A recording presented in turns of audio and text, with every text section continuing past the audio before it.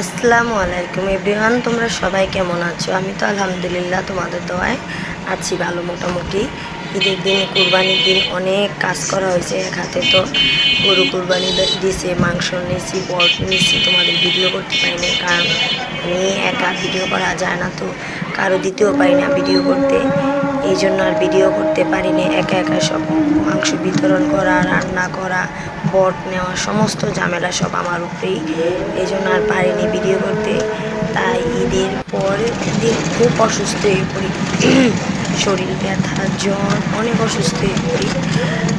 আলহামদুলিল্লাহ দোয়ায় এখন ভালো আছি। আজকে ঈদের তৃতীয় দিন আমার সারাকে নিয়ে আমি ঘুরতে বেরিয়েছি আমার দাদির বাড়ির এলাকা। এটা আমাদের ছোটোবেলার মসজিদ, এটা আমাদের এলাকা। তো এমনি হাঁটতে মানে রিক্সায় করে বেরিয়েছি আমার সারা পাখিকে নিয়ে। সারা পাখি চলো তোমাকে নিয়ে ঘুরে আসি। আমি, আমার বোন আর আমার সারা পাখি তিনজনে মিলেই রিক্সা ভ্রমণে চলে আসলাম। এটা আমাদের পুরান বাড়ির ডাইন সাইডে আমার দাদির বাড়ি। কারো বাড়িতে যায়নি, শুধু রিক্সায় ঘুরছি।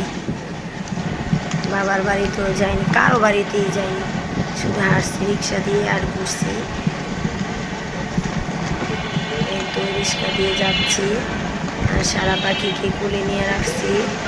ভালো লাগে মাঝে মধ্যে বেড়াতে। যে ডাইন সাইডের বাড়িটা, এটা আমাদের বাড়ি, এটা আমাদের পুরনো বাড়ি।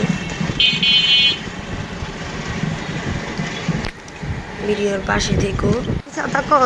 আর মাঝে মধ্যে কিন্তু এরকম রিক্সা ভ্রমণ মনে করবি,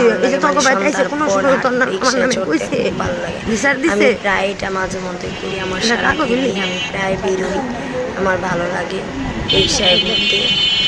আমার মেয়েও হয়েছে আমার মতো, এখন থেকে আমার সারাও হয়েছে আমাদের খুব রিক্সা পছন্দ করে। চলো রিক্সায় ঘুরে আসি। কুরবান কাকা কটা কোনটা? আমিও যাই। সবার কুরবানি ঈদ কেমন গেল জানিও। আর সবাই, আমি জানি কুরবানিতে খুব পরিশ্রম, খুব কষ্ট করতে হয়, তবু মাশাআল্লাহ সব গরিব দুঃখীদের সবার মাঝে কুরবানির সময় আমার খুব ভালো লাগে মাংস বিতরণ করতে।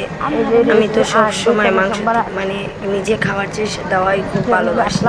আমার গরু কুরবানি দিলে আমি, আমার ঘরে মনে হয় না 2 কেজি মাংস থাকে, আত্মীয় স্বজন যা দেয় এর চেয়েও আমি মাংস দিয়ে দিই, দিয়ে সবাইকে করে দিই, কারণ লোক নাই আর রাখিও না, সবার জন্য তো কুরবানি, তাই সবাইকে দিয়ে দিই।